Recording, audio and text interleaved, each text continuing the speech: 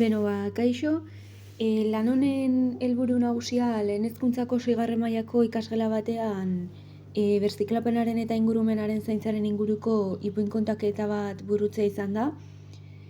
Eta beraz, aukeratutako liburua Tartalo argitaletxearen zaindu edo xahutu liburua izan da.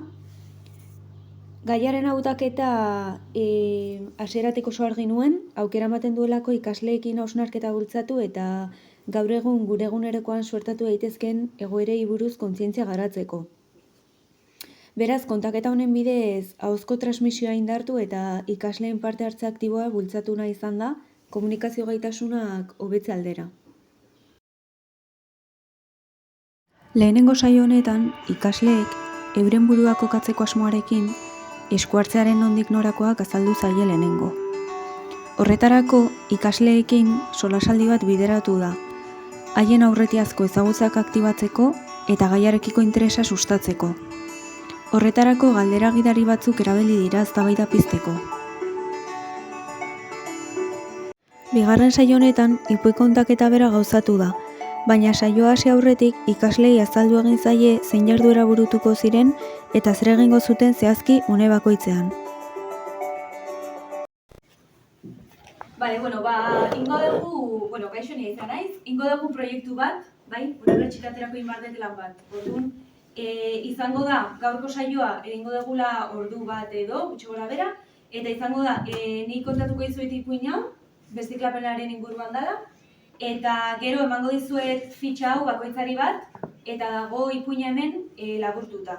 Eta gero egin beharko dezute ulermena sustatzeko fitxa bat, bakoitza, bai? Eta gero ja bihar jarko dut beste gauza bat, txartelekin eta birziklapenaren inguruan gehiago sustatzeko, bai? Izenburua zaindu edo xahutu. Bakizute zer den xahutu? Zarrapatu! Xahutu da bezala, zaindu edo xahutu. Zaindu da badibidez elurra zaindu edo, eta xahutu da nola suntxitu edo, bai?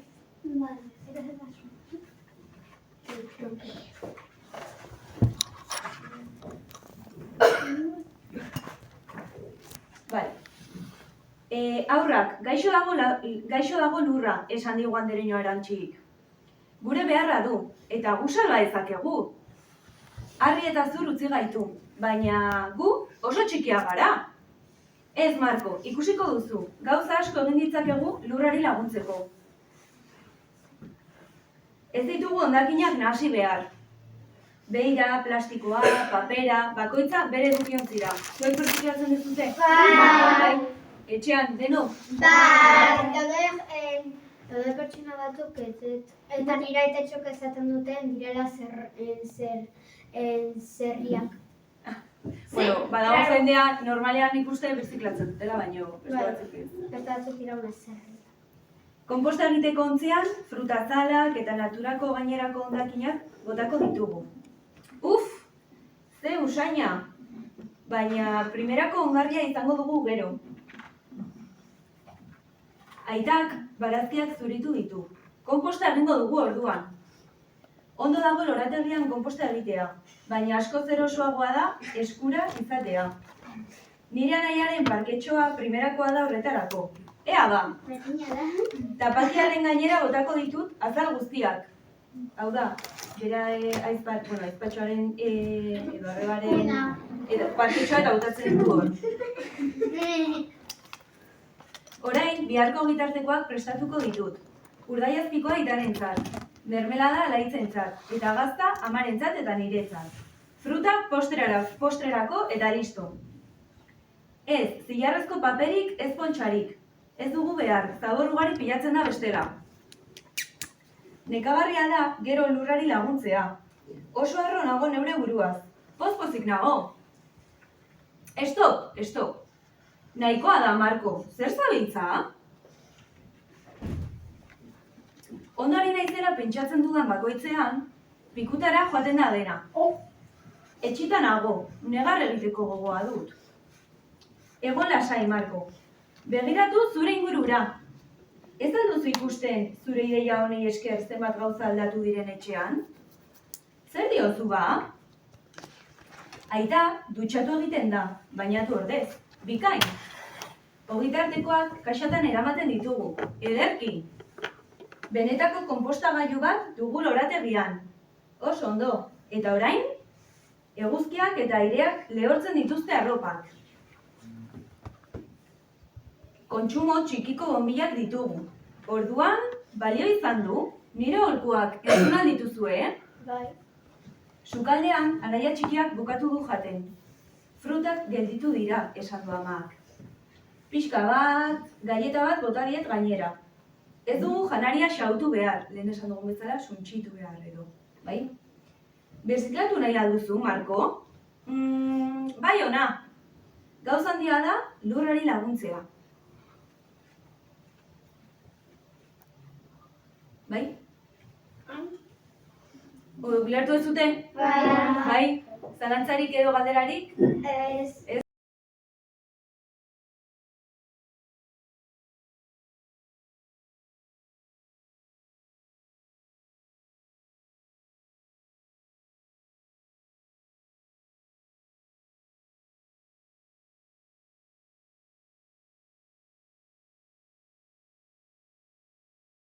Orain, 3. saioari ekingo zaio, txartelekin jolasean.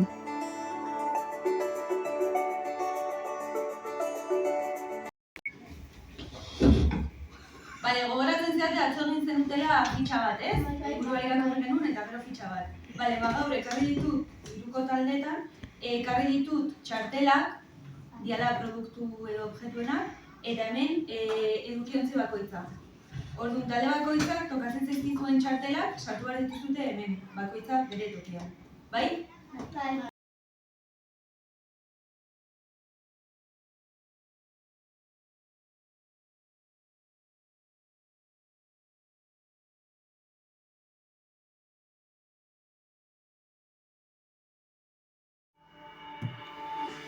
Naiz eta saio guztietan ahozkotasuna landu den modu batean edo bestean, azken saio honetan, arreta berezia jarri zaio ahozko adierazpenari eta entzute aktiboari. Tertulia egin aurretik, ikasleei laburmetrail bat erakutsi zaie hausnarketarako abiapuntu gisa.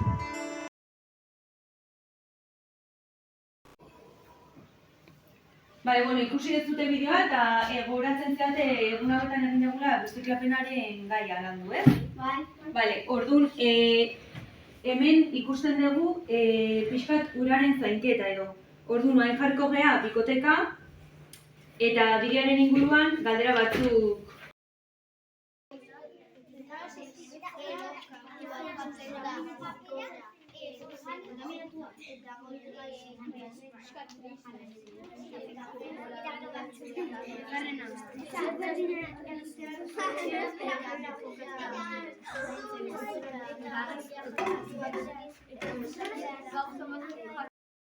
Bideoa badakizutela ura zaintzea funtsezkoa dela gure bizitzan, ez?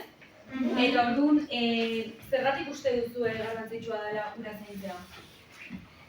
Bestelan ezin da, nola da, egoten dira tornadak, hurakanak, de todo, txarran eta tsunamiak agertu daitezke, eta agabatu daiteke uran, eta ezin dugu uradan osaken hilo egiten gara. Nota?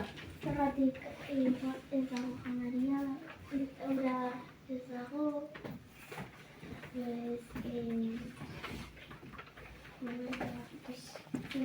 Ura beharrezkoa dela, ez? Bai. Nota? Ura beharrezkoa da eta kontaminatzen dugu ezin dugu bizirik egon. Ura gabe bizirik egon ura eguzkia gabe ezin.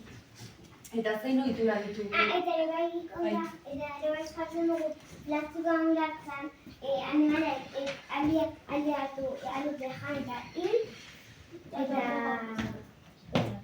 etxenak Vale, eta gure egunerokoan zein ohitura uste dezutela daukagula ola txarra edo ura desperdiziatzeko edo?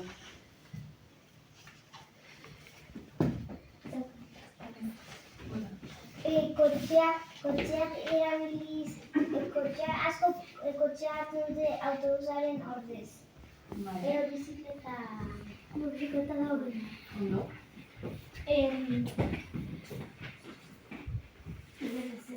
Eta zuek uste duzute ura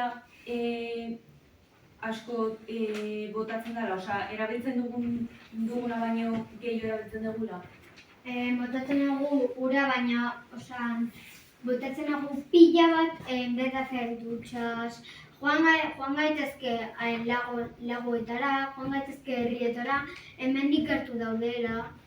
Oida, eta gogoratzen zait ipuinean ikusi genuela, adibidez, Markoren aitak egiten zula dutxatu, bainatu ordez. Ja. Bestean, zumo batek erorita. Hori da. Ez hori ez Markoren aita. Hori izan zen Marko, baino gero ere, hortza garbitzen danean, Botatzen duzu, da como gotita bat, iturria bakarrik, itxita edo, eske bestelan lehorra dago eta ez dut garbitzen. Eta gaztatzen dugu Eta ur gota batzuekin, jazta, bakarrik da. Eta zer egin daiteke ura murrizteko edo, Zer muruztu. gutxitzeko edo, kontsumoa. Pues que, zer ze murriztu? Kontsumoa gutxitzeko. Gutxitzeko. Ez? Gutxitu zer da. Gutxitzeko, adibidez, Gitar. hori da. Bota? Jatotzeko joateko txalupa batean eta hartu frazo guztiak aurkitzen dituzte. Vale. Bota. Dutxatu azkar. Hori da, adibidez, ez? Ez botan ura alperrik, zergatik bestela, urgabe galitzen gara, eta ainarbe gehiago zen barko. Eta zer gertatuko litzateke ura gabe geratuko bagina? Bota. I. eske urgabe ez da biziko. Sobre? Udan, hori da. Beharrezkoa dela, ez? Bota. Pues eragarrezkoa da eta pasatu alda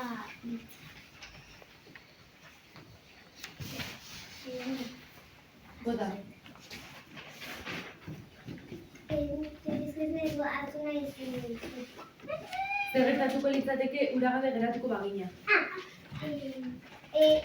Hilko ginena eta ere bai animalia guztiak eta planeta guztiak hilko zen. Ura gabe ez duren landareak eta gukazturea bizi. Eta gainera horretik oxigeno asko. Bale, eta adibidez, superheroi bat edo izango bagina, nola lagunduko genuke ura zaintzeko? Plastikoak entzai. Superman, héroe Superheroi bat izango bagina? Joango litzateke a toda leche, como a la velocidad de luz, kentzen plastiko guztiak, basura guztian, eta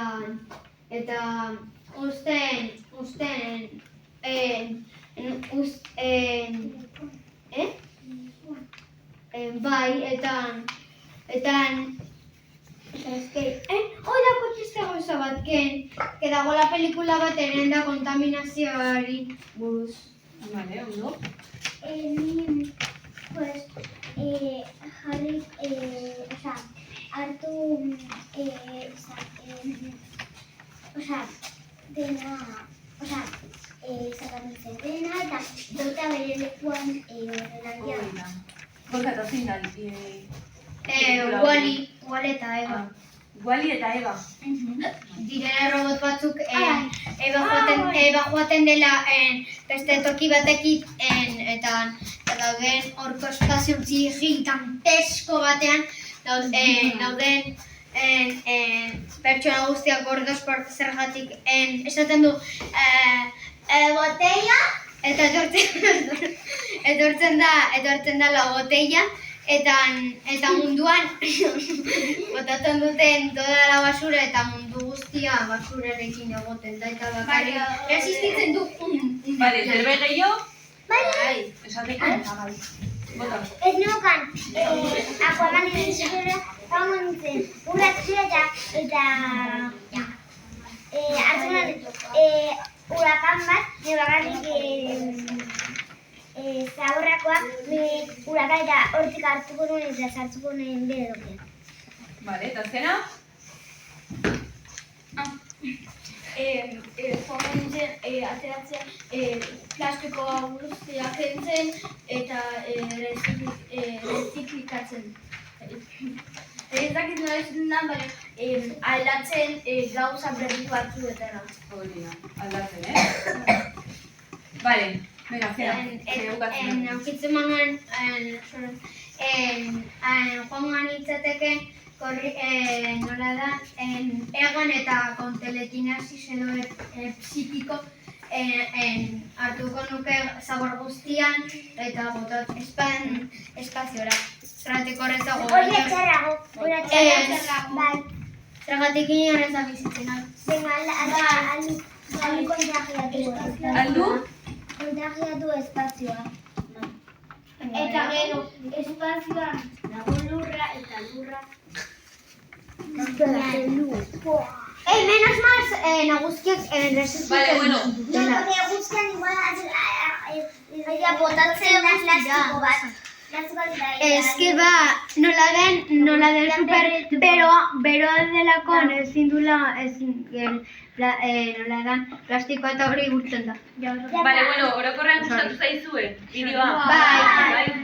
Sobre todo informazioa egiten esaten. Oira, azkenean da kontzientziatzeko eta konturatzeko zenbat ur gastatzen dugun edo, bai?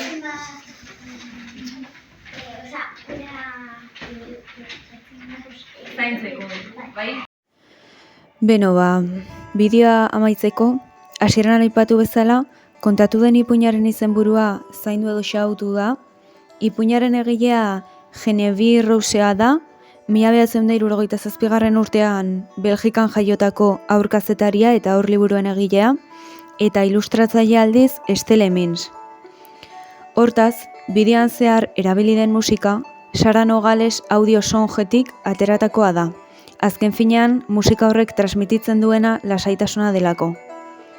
Ipuinaren kontalaria aldi berean, ni neu izan naiz, Aizea Lantxas Serrano. 1989 urtean, jaiotako donostiarra eta ofizioz pedagoga. Bideari amaiera emateko, eskerrak eman nahi nioke nola ez, Aieti ikastetxeari. Bereziki, lehen hezkuntzako 6. mailako B ikasgelako tutorea eta ikasleei, ipuin kontaketaren esku hartzea gauzatzeko aukera eman nautelako. Mila esker benetan.